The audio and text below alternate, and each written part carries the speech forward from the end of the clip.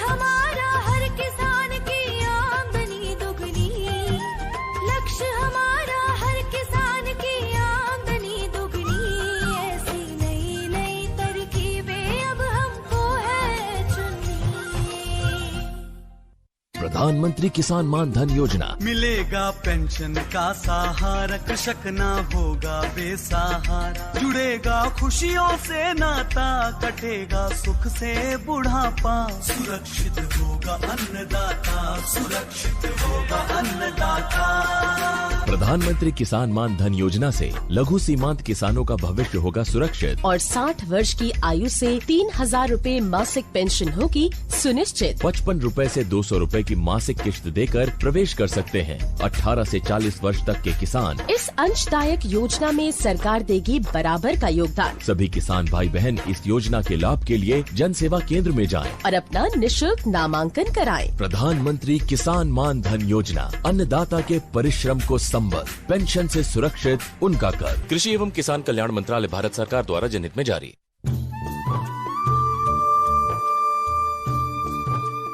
इस कार्यक्रम के प्रायोजक हैं कृषि एवं किसान कल्याण मंत्रालय, भारत सरकार।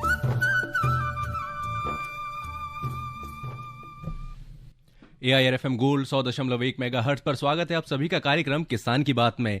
साल 2020 ने दस्तक दे दी और आप सभी को, सभी देशवासियों को और सभी सुनने वालों को FM गोल्ड और किसान की बात की टीम की तरफ से हार्दिक शुभकामनाएं नए साल की।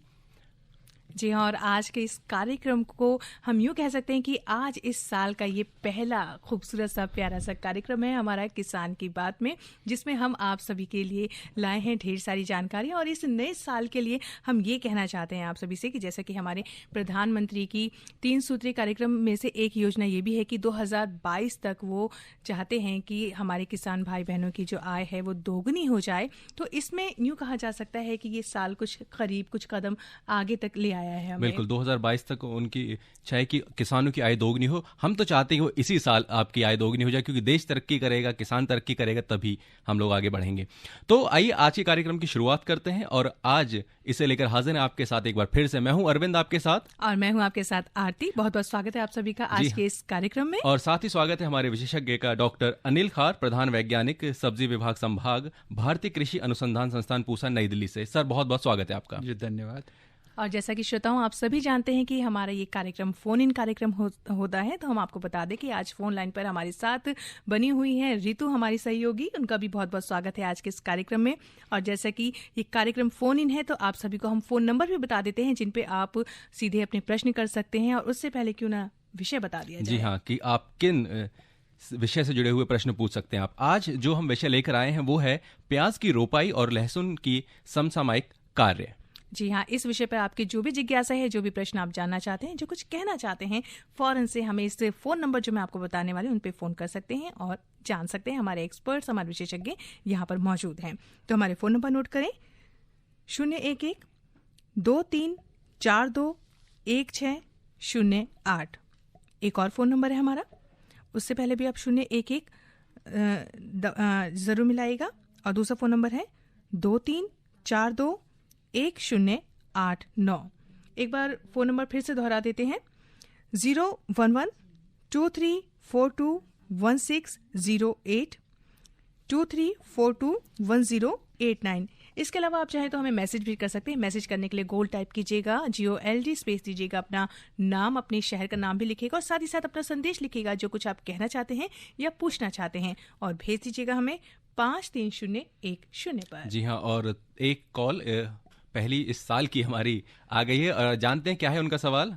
हेलो, हैप्पी न्यू ईयर आप तीनों को, माने ए यानी अनिल, आरती और अरविंद। अरे वाह, क्या बात है, ये बात तो हमने भी नहीं सोची। बहुत बहुत धन्यवाद और आपको भी मुबारक। कितना गुनगुनाते हुए इन्होंने हमें हैप्पी न्यू ईयर विश किया है। बहुत बहुत धन्यवाद। कहाँ से बोल रहे हैं और क्या नाम है आपका? विपिन कटारी नाम है, गांव का नाम गौरझामर, जिला सागर, मध्य प्रदेश। जी हाँ, बहुत बढ़िया। क्या सवाल है आपका? सर, प्याज की रोपाई करते समय पानी कितना कैसा रहना चाहिए क्यारियों में, सर इसके बारे में थोड़ा जानना चाह रहे थे। जी बिल्कुल, आपके प्रश्न हम हमारे सर ने सुन लिए हैं, बताते हैं आपको। इनका सवाल था कि प्याज में जब हम रोपाई करते हैं तो उसमें पानी कितना देना चाहिए। तो मेरा ये कहने का मतलब है कि जैसे ये फ्लड इरिगेशन करते हैं, पानी सीधे दे देते हैं, तो पानी आपको जब शुरू में आप देते हैं तो पानी बहुत ज़्यादा नहीं देना है। मेरे को 1 से 1.5 सेंटीमीटर पानी आपका ज़मीन से ऊपर रहना चाहिए, और उसके 15 दिन के बाद आप पानी दे सकते हैं, क्योंकि सर्दियों का मौसम है तो पानी हमें ज़्यादा बार नहीं देना है। तो फ्लड इरिगेशन जैसे हम पानी देते हैं तो 1-1.5 सेंटीमीटर उससे ऊपर रहे तो उससे ज़्यादा नहीं दे पानी। जी हाँ, शुरू में उम्मीद है कि उनको जवाब मिल गया होगा अपने सवाल का।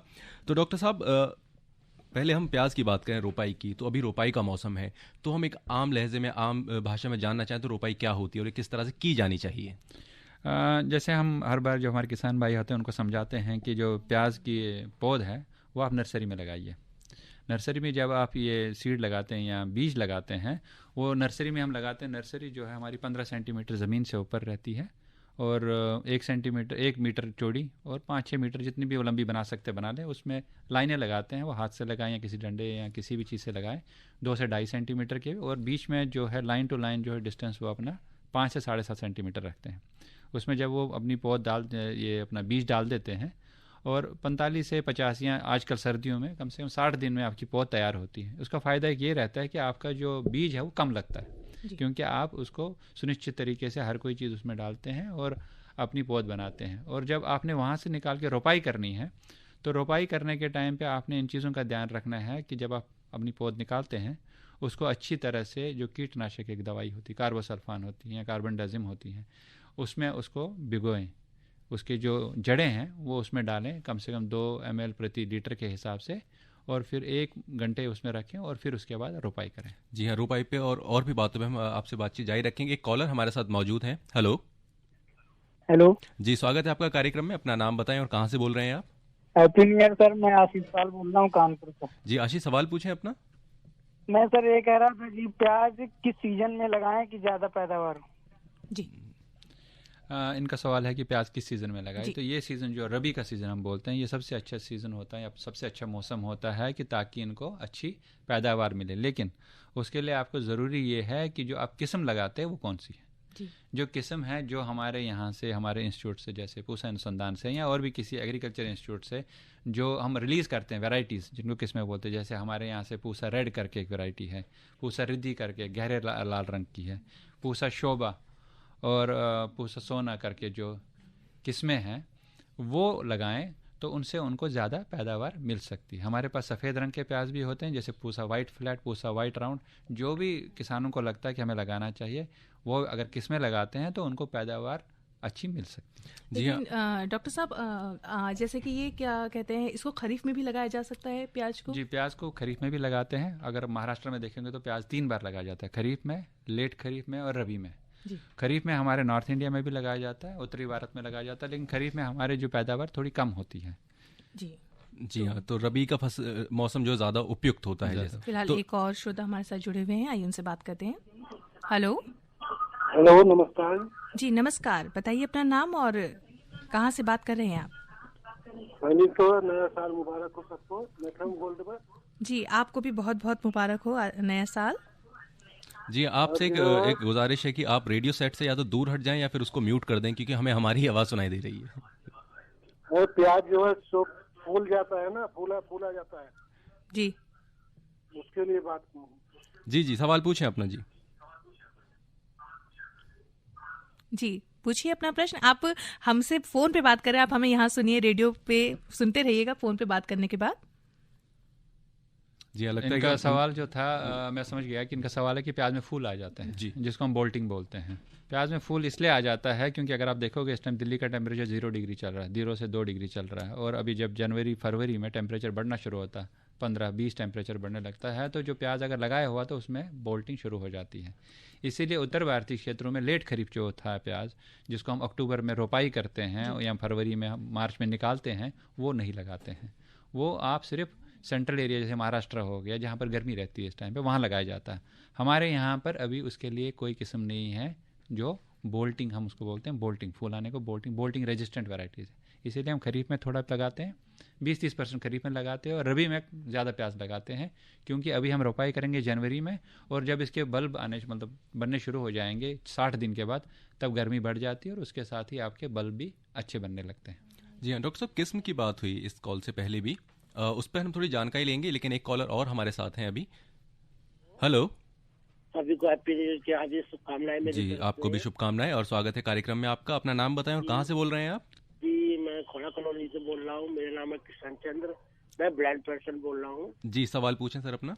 जी, मैं सवाल पूछ रहा हूँ मैम, जैसे सर हम कोई लहसुन या प्याज उगाना चाहे तो उसके लिए क्या क्या कैसी जमीन के फर्क पे जैसे मिट्टी लग करके उगा सकते हैं? जी हाँ, प्याज और लहसुन अगर उगाना चाहते हैं तो उसके लिए क्या करना चाहिए? प्याज और लहसुन लगाने के लिए सबसे बात इन्होंने पहले मैं जो सुन रहा था, इनका सवाल था कि मिट्टी कैसी, तो मिट्टी जो अगर रेतीली हो, रेतीली दोमट मिट्टी हो तो वो बहुत अच्छी रहती है, क्योंकि प्याज और लहसुन जो है ज़मीन के नीचे लगता है। अगर ज़मीन रेतीली हो तो उसमें उसका जो डेवलपमेंट है वो अच्छा हो जाता है। ज़मीन में ज़्यादा नमक की मात्रा कम होनी चाहिए, नहीं तो उसके कारण जो है प्याज आपका अच्छा नहीं आता। उसके अलावा जब आप प्याज और लहसुन जो भी लगाना चाहते हैं, आपको पता होना चाहिए कि कौन सी किस्म कब लगानी है। खरीफ में हम अलग किस्में लगाते हैं, रबी में हम अलग किस्में लगाते हैं प्याज की, और जो लहसुन है वो एक ही बार लगाया जाता है। और लहसुन में भी जो उत्तर भारतीय क्षेत्र के लिए है, G282 है, G323 है, G386 करके हैं, G41, G50 ये करके वैरायटीज़ हैं, किस्में आती हैं, वो आप लगा सकते हैं वहाँ पर। जी हाँ, एक और कॉलर हमारे साथ मौजूद हैं इस वक्त। हेलो। हेलो। जी नमस्ते। जी नमस्कार, अपना नाम बताइए और कहाँ से बोल रहे हैं आप? जी योगेश जांगड़े, बेमेतरा, छत्तीसगढ़ से। जी बहुत बहुत स्वागत है कार्यक्रम में आपका। प्रश्न पूछिए अपना। ये प्याज लगाए हैं बाड़ी में, वो अच्छा मतलब उतना बढ़ नहीं रहा है। बाड़ी में लगाया आपने? हाँ जी।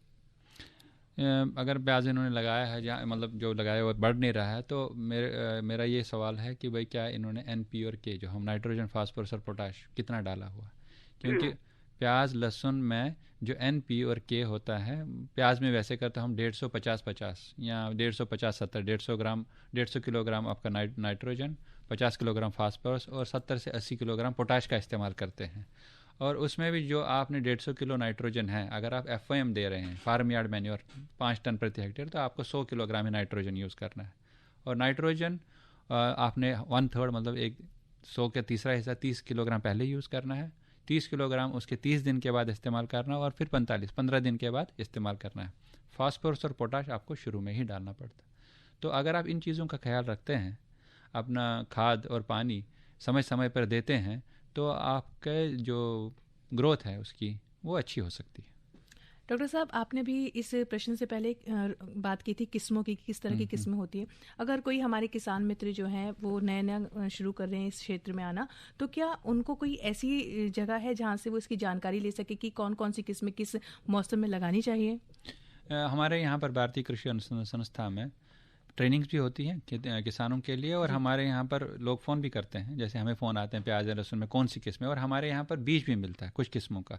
अगर मान लो हमारे पास बीज नहीं होता है हमारी वैरायटी का, तो हम उनको बता देते थे कि और कहाँ से इनको, जैसे NHRDF है, उनका करनाल में सेंटर है, या हमारा करनाल में सेंटर है, वहाँ से भी प्याज का बीज मिलता है। अगर हमें वहाँ से भी नहीं मिलता है तो हम महाराष्ट्र के भी इनको कुछ संस्थान देते हैं जहाँ से ये अपना बीज खरीद सकते हैं, और हमारे यहाँ पर ट्रेनिंग भी देते हैं और प्रशिक्षण भी देते हैं, और हम इनको दिखाते भी हैं कि कैसे लगाना है, क्या करना है उसमें। जी हाँ डॉक्टर साहब, अभी रोपाई चल रही है, तो इस समय जो लोग रोपाई कर रहे हैं नर्सरी से, अब जो है वो खेतों की तरफ आ रहे हैं प्याज को लेकर, उनको इस समय किस तरह की मिट्टी रहे और मेड़ है जो बनानी चाहिए, उनको सिंचाई किस तरह से करनी चाहिए और रसायनों का इस्तेमाल किस तरह से करना चाहिए? जो अभी जिन्होंने अभी रोपाई शुरू करनी है, पहले तो मैं बोलता हूँ कि जब आप निकालते हैं अपनी पौध निकालते हैं, उसको कार्बनडाजिम में फंजीसाइड में कम से कम 1 ml प्रति लीटर के हिसाब से पानी डाल के उसके जड़ों को उसमें डाल के 1 से 1.5 घंटा तक रखें। फिर निकाल के आप जो अपने खेत को पहले समतल करते हैं, जो भी किसान है उनको पता है कि हम क्या करते हैं, लाइनें लगाएं, उसमें लाइनें 15 सेंटीमीटर की दूरी पे होनी चाहिए, और उसमें जब आप पौध अपनी लगाते हैं तो पौध से पौध की मतलब एक प्लांट से दूसरे प्लांट की जो दूरी है 10 सेंटीमीटर रहनी चाहिए, और रो टू रो जो होती कतार से कतार की 15 सेंटीमीटर की दूरी रखना बहुत ज़रूरी। ये शुरू में लगता है कि भाई हम ऐसा क्यों कर रहे हैं, लेकिन अगर आप देखेंगे लॉन्ग टर्म में आपकी जो यील्ड है, या जो अभी आप बीच में उसमें काम करते हैं, उसमें बड़ा फ़ायदा रहता है। जब आपने अपनी पौध वहाँ पर रोपाई कर दी, उसके बाद आपको पनीडा या गोल करके जो वीडिसाइड खरपतवार नाशक होते हैं, वो 2 से 2.5 ml प्रति लीटर के हिसाब से स्प्रे करना है ज़मीन में, और ज़मीन में उसके ऊपर पानी आपने देना है और उसको छोड़ देना है। और जो आप देखेंगे 15 दिन के बाद फिर उसमें खरपतवार थोड़े से आने शुरू हो जाते हैं, और आपने उसमें थोड़े से खरपतवार जो हाथ से मैनुअली हम करते हैं वो करना है। जी, खरपतवार और इसमें किस तरह के रसायन इस्तेमाल किए, इसके बारे में बात करेंगे। और श्रोताओं को बता दें कि आप जुड़े हुए हैं आकाशवाणी के FM गोल्ड चैनल से 100.1 मेगाहर्ट्ज पर कार्यक्रम चल रहा है किसान की बात।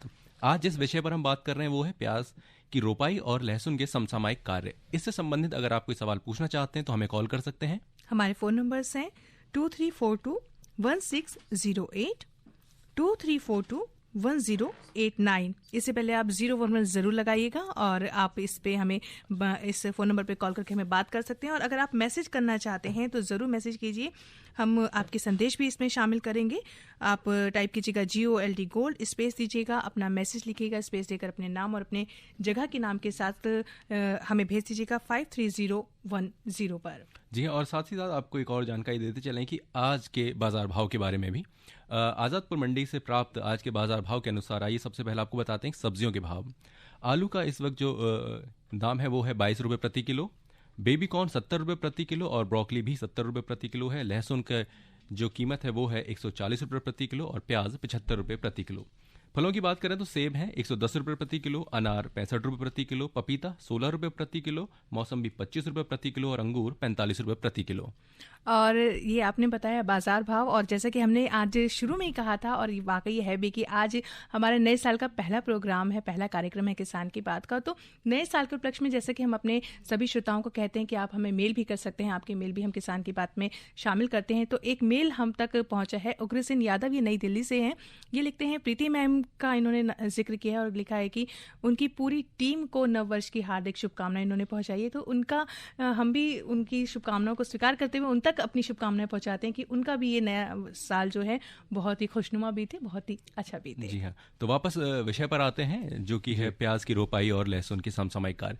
तो डॉक्टर साहब बात कर रहे थे अभी खरपतवार के बारे में। तो रोपाई के समय खरपतवार नियंत्रण किस तरह से किया जाए और रसायनों का इस्तेमाल कैसे हो, लेकिन उससे पहले कॉल हम ले लेते हैं। कॉलर हमारे साथ जुड़ गए हैं। हेलो। हेलो जी, स्वागत है आपका कार्यक्रम में। अपना नाम बताइए और कहाँ से बोल रहे हैं आप? मैं धर्मवीर गांधीनगर दिल्ली से बोल रहा हूँ। जी, सवाल पूछें सर अपना। पहले तो आकाशवाणी टीम को नववर्ष की शुभकामनाएं। जी, बहुत बहुत शुक्रिया, आपको भी बहुत बहुत शुभकामनाएं। इस कार्यक्रम को आप 2020 में इसको आप 1 घंटे तक करिएगा। जी, हम जरूर आपकी जो बात है आगे तक पहुँचाएंगे और उस पर जो भी होगा आप। सवाल में डॉक्टर साहब को नमस्कार, मैं ये पूछना चाह रहा हूँ सर, हम शहर में रहते हैं और आजकल प्याज की कीमत तो 100, 150, 200 रुपये तक हो गई है। क्या हम अपने गमलों में ही प्याज उगा सकते हैं? इसके लिए कुछ क्या जानकारी आप दे पाएंगे? जी, बड़ा समसामयिक सवाल है इनका। हाँ, नहीं, आप इसको जो प्याज को है वो आप लगा सकते हैं, अपने गमलों में लगा सकते हैं। मैं इनको ये बताना चाहता हूँ, हमारी एक किस्म है पूसा सोमिया करके, जो कि प्याज नहीं है लेकिन जापानीज अनियन है। उसमें क्या होता है कि नीचे गांठें नहीं बनती हैं लेकिन उसके पत्ते निकलते रहते हैं। जो पत्ते निकलते रहते हैं आप उसमें से पत्ते निकाल दीजिए या जो भी पौधे निकाल दे और पौधे बनने शुरू हो जाते हैं। मैं जो दिल्ली के निवासी हैं, जो यहाँ पर जैसे जिसको आप ग्रीन अनियन बोलते हैं, उसमें आप बल्ब नहीं बनता लेकिन उसमें जो स्वाद है वो प्याज का रहता है। तो इस समय में जब आपको लगता है कि कीमतें ज़्यादा हैं तो उस टाइम पे आप जापानीज़ बंचिंग अनियन इस्तेमाल कर सकते हैं। उसके लिए हमारे अनुसंधान संस्थान में आ सकते हैं और उसका बीज लेकर जा सकते हैं और इस्तेमाल कर सकते हैं। रही बात प्याज की, हाँ, प्याज लगा सकते हैं लेकिन प्याज हर किसी जो पॉट में है या गमले में थोड़ा सा लगा सकते हैं, उतना ज़्यादा नहीं लगा सकते हैं और बहुत सारे गमले लगाने पड़ेंगे। हमारे यहाँ पर जैसे टेरेस गार्डनिंग होती है वो भी कर सकते हैं, आप प्याज लगा सकते हैं, ऐसा कुछ नहीं कि नहीं लगा सकते। जी डॉक्टर साहब, ये जो गमले में हम प्याज लगाएंगे तो ये लगभग कितने समय में तैयार हो जाएगी? जैसे आप फील्ड में लगाते हैं तो 5 या 6 महीने लगते हैं, तो ये आप शुरू में अगर निकालना चाहते हो 2-3 महीने में आप उसके पत्ते निकाल सकते हैं, अगर आप सिर्फ पत्ते इस्तेमाल करना। अदरवाइज उसके भी 4 महीने लग जाएंगे और आपको जो बल्ब हैं छोटे छोटे मिलेंगे, ज़्यादा बहुत जैसे आपको फील्ड में मिलते हैं वैसे। एक गमले में लगभग कितनी प्याज लगाई जा सकती है? एक गमले में आप 4 या 5 पौधे लगा सकते हैं। जी हाँ, वो 4-5 महीने लगेंगे। तो ये ना समझिए कि आप जो है सुबह लगाएंगे और शाम को प्याज उसमें से तोड़ लेंगे, तो ऐसा नहीं होगा। तो खैर अच्छा अल्टरनेटिव आपने बताया है। तो अब बात करते हैं जो विषय पर कि जो खरपतवार नियंत्रण और रसायनों के बारे में प्याज की रोपाई के समय पे। खरपतवार जो है, क्योंकि प्याज जो है बहुत ही क्लोजली स्पेस्ड क्रॉप बोलते हैं हम, बहुत नज़दीक लगाई जाती है, तो इसमें खरपतवार बहुत ज़्यादा आती है क्योंकि ये मोनोकॉट है। तो इसमें हम पोस्ट एमरजेंस जो हम जब मतलब खरपतवार आ जाए उसका स्प्रे नहीं कर सकते हैं। इसलिए शुरू में जब हम लगाते हैं उस टाइम पे पनीडायम गोल जो है 2 से 2.5 ml प्रति लीटर के हिसाब से स्प्रे करें। मेड़ों पे भी स्प्रे करें, जहाँ लगाए वहाँ पर भी स्प्रे करें और उसके बाद पानी चलाना बहुत ज़रूरी है। अगर आप थोड़ा सा भी ज़्यादा इसको करते हैं 3-3.5 ml, तो आपके जो पौधे हैं वो जल सकते हैं। इसीलिए आप इसको 2 या 2.5 ml के हिसाब से ही स्प्रे करें तो अच्छा रहेगा। जी हाँ, नियंत्रित होनी चाहिए चीज़ें, अधिकतम नहीं होनी चाहिए। डॉक्टर साहब, अगर हम अब बात करें लहसुन के समसामयिक कार्यों के बारे में, अगर लहसुन के ऊपर हम आते हैं तो अभी उनकी 2 से 3 महीने की लगभग फसल हो गई है लहसुन की, तो उन्हें उसका ख्याल अब किस तरह से रखना चाहिए ताकि उन्हें ज़्यादा और उत्पादन और फ़ायदा हो? इस टाइम जिन किसान भाइयों ने लहसुन लगाया और मेरे हिसाब से 2 या 2.5 महीने की फसल उनकी हो चुकी है, तो अगर देखेंगे, जैसे अगर मैं अपने खेत में देखता हूँ तो वहाँ पर आप देखेंगे जो पत्ते हैं थोड़े मुड़े तुड़े से हो गए हैं। वो एक बीमारी होती है, माइट्स के कारण आती है। आप उनको देख नहीं सकते, लेकिन एक पत्ता दूसरे पत्ते के अंदर चला जाता है। आपको लगता है कि भाई ये मुड़े तुड़े क्यों हैं। उसके लिए आप डाइकोफोल करके एक केमिकल आता है उसका, जिसको एक्रेसाइड या माइटिसाइड भी बोलते हैं, 2 ml प्रति लीटर के हिसाब से आप स्प्रे कीजिए।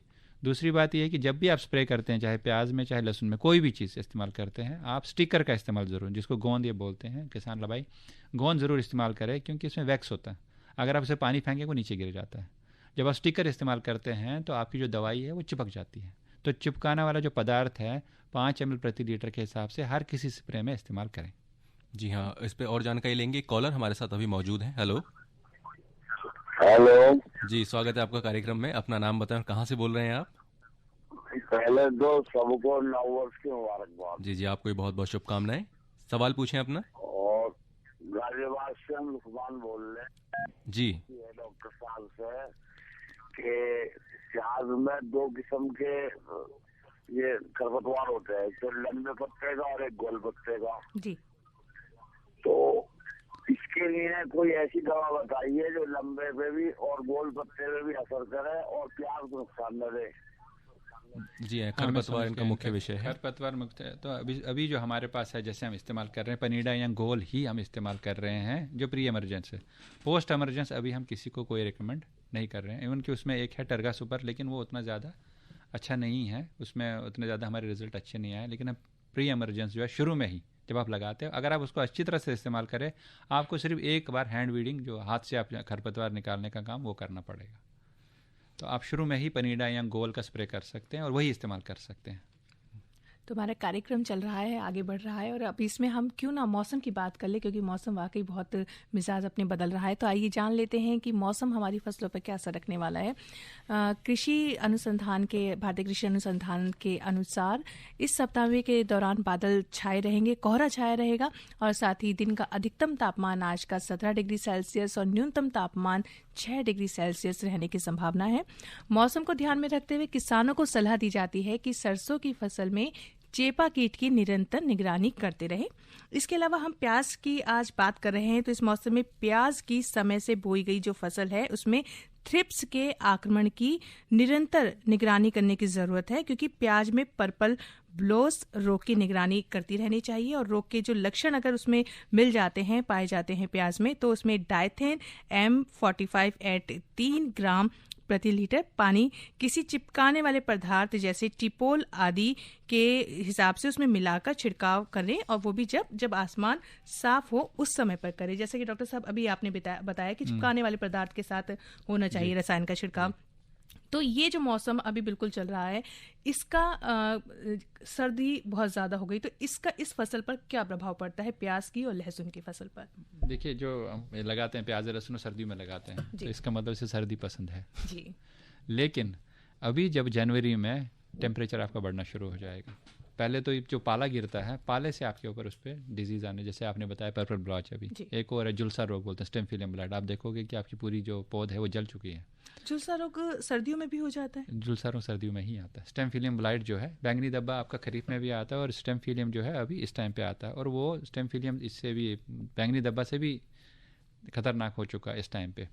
तो इसमें आपने ये देखना, जैसे आप थ्रिप्स की बात कर रहे थे, थ्रिप्स आपको दिखाई नहीं देती, अगर आप पौधा अपना खोलते हैं तब आपको दिखाई। जितना भी टेम्परेचर आपका बढ़ना शुरू हो जाएगा, ये सारी चीज़ें आनी शुरू हो जाती हैं।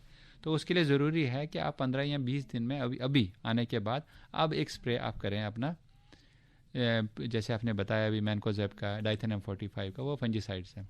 और इसके लिए जैसे आपके थ्रिप्स के लिए है फिप्रोनिल करके एक दवाई आती है, कार्बोसल्फान आती है। तो इस टाइप के जो इंसेक्टिसाइड्स हैं इनका इस्तेमाल करें 1 ml प्रति लीटर के हिसाब से। साथ में आप अपना फंजीसाइड भी इस्तेमाल कर सकते हैं। जैसे कि ट्राइसाइक्लोजोल है, हेक्साकोनाजोल है या प्रोपेकानाजोल है, 1 ml प्रति लीटर, इन दोनों को मिला के स्टिकर के साथ स्प्रे कर सकते हैं। जी, बहुत ही उम्दा जानकारी दी डॉक्टर साहब ने। आइए एक श्रोता हमसे जुड़े, उनसे बात कर लेते हैं। हेलो। हाँ जी। जी नमस्कार, स्वागत है कार्यक्रम में आपका। हैप्पी न्यू ईयर जी आपको। जी, आपको भी बहुत बहुत नया साल मुबारक हो। अपना नाम बताएं और कहां से आप बात कर रहे हैं। बलविंदर सिंह है जी, जिला कुरुक्षेत्र, हरियाणा। जी बलविंदर जी, सवाल पूछें अपना। जी, जो आपने ये बिना गांठ वाला जो प्याज बताया है, इसका बीज या कुछ कहाँ से मिलेगा? ये जो अभी आपने प्याज जो बिना गांठ वाला मैंने बताया, पूसा सोमिया करके जो ये किस्म है, इसका जो अभी हमने लगाया हुआ है, इसका जो बीज है वो मई में तैयार होता है। मई में ये हमारे यहाँ पर मई जून में आ सकते हैं, क्योंकि उसको साफ वाफ करना होता है। तो उसके बाद जून में इनको हमारे यहाँ से भारतीय कृषि अनुसंधान संस्था से इसका बीज मिल सकता है। जी हाँ, इसके अलावा और भी अगर आपको जानकारी चाहते हैं प्याज या अन्य विषयों के ऊपर, तो भी आप भारतीय कृषि अनुसंधान संस्थान नज़दीकी जो विज्ञान केंद्र हैं उन तक आपको ज़रूर जाना चाहिए, क्योंकि तमाम तरह के जो है प्रयोग होते हैं और बीज और जानकारी वहाँ आपसे मिल सकती है। तो डॉक्टर साहब, समय अब जो है बहुत कम रह गया है और कार्यक्रम इससे पहले ख़त्म हो, तो हम जानना चाहेंगे प्याज की रोपाई और लहसुन के समसामयिक कार्य के संबंध में किसानों को कौन सी खास बातें हैं जो उन्हें ध्यान में रखनी चाहिए? मेरे हिसाब से जैसे अगर प्याज की रोपाई की बात करते हैं, किसानों को सबसे पहली बात ये करनी चाहिए कि जो प्याज की रोप है वो 15 सेंटीमीटर की दूरी पे कतार से कतार में और 10 सेंटीमीटर लाइन पौधे से पौधे पे लगाएं। उसके बाद वो अपना स्प्रे करें, इंसेक्ट जो वीडिसाइड मैंने बताया उसका स्प्रे करें, गोल या किसी का भी करें स्प्रे, और पानी दे दें। और NP और K जो शुरू में उन्होंने डाल दिया 100-50-50 करके वो डाल सकते हैं। अगर इनके पास ट्राइकोडर्मा या कोई एजोस्पाइरलुमा या फॉस्फेट सॉल्युबलाइजिंग बैक्टीरिया, वो 5 किलोग्राम पर हेक्टेयर के हिसाब से इस्तेमाल करें। किसी भी दवाई को, फंजीसाइड को या फफूंदी नाशक को या कीटनाशक को रिपीट ना करें। अगर एक बार आपने कार्बोसल्फान डाला तो दूसरी बार फिप्रोनिल डालें, तीसरी बार किसी और दवाई को डालें। वैसे ही फंजीसाइड का भी करें। और बात रही लहसुन की, लहसुन में थोड़ा सा ऊपर से पीलापन आता है, उस पर ज़्यादा ध्यान न दें क्योंकि इस टाइम टेम्परेचर कम है। 60, 75 और 90 दिन पे एक स्प्रे ये NPK का या मल्टीप्लेक्स का करें। वैसे ही प्याज में भी एक मल्टी-K करके स्प्रे होता है, तो उसका भी स्प्रे करें ताकि उससे उनकी जो बल्ब बनने की क्षमता है वो अच्छी हो जाए। ज़्यादा दवाइयाँ ना इस्तेमाल करें, ज़्यादा खाद ना इस्तेमाल करें, जो आपके साइंटिफिकली है उसके हिसाब से चलें, और जो वैरायटी है, जो किस्म है वो अच्छी लगाएं। जी हाँ, बहुत बहुत शुक्रिया इन सब जानकारी के लिए। तो दोस्तों, आज का कार्यक्रम किसान की बात की, जिसका विषय रहा प्याज की रोपाई और लहसुन के समसामयिक कार्य, यहीं पे हमें समाप्त करना होगा, और इस उम्मीद के साथ कि आपका आने वाला साल और भी ज़्यादा बेहतर होगा। लेकिन जाने से पहले हम कल के कार्यक्रम के बारे में भी बता देते हैं। हमारा कल का कार्यक्रम रहेगा किसान की बात में, विषय रहेगा कृषि में सूचना एवं संचार प्रगति, जिसमें हमारे विशेषज्ञ रहेंगे डॉक्टर SK सिंह। तो आप ये कार्यक्रम भी जरूर सुनेगा, आपको जरूर बहुत सी जानकारियां मिलेंगी। फिलहाल हम डॉक्टर साहब का इस कार्यक्रम में शामिल होने के लिए बहुत बहुत धन्यवाद देते हैं। डॉक्टर अनिल खार यहाँ मौजूद रहे हमारे साथ, प्रधान वैज्ञानिक भारतीय कृषि अनुसंधान संस्थान पूसा से। तो आपसे दोबारा मुलाकात होगी नए विषय और नई जानकारियों के साथ। तब तक के लिए मुझे अरविंद को और मुझे आरती को दीजिए इजाजत। नमस्कार। इस कार्यक्रम के प्रायोजक थे कृषि एवं किसान कल्याण मंत्रालय, भारत सरकार। प्रधानमंत्री किसान मान धन योजना। मिलेगा पेंशन का सहारा, कृषक ना होगा बेसहारा। जुड़ेगा खुशियों से नाता, कटेगा सुख से बुढ़ापा। सुरक्षित होगा अन्नदाता, सुरक्षित होगा अन्नदाता।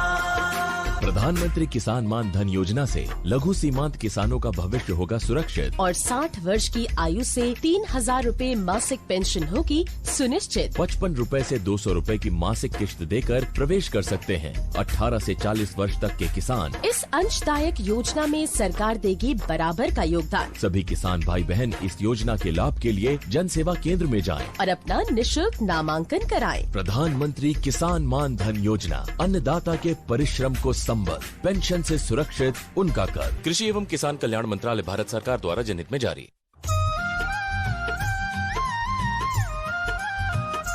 ऐसी नई नई तरकीबें अब हमको है चुननी, ऐसी नई नई तरकीबें अब हमको है चुननी। लक्ष्य हमारा हर किसान की आमदनी दुगनी, लक्ष्य हमारा हर किसान की आमदनी दुगनी। ऐसी नई नई तरकीबें अब हमको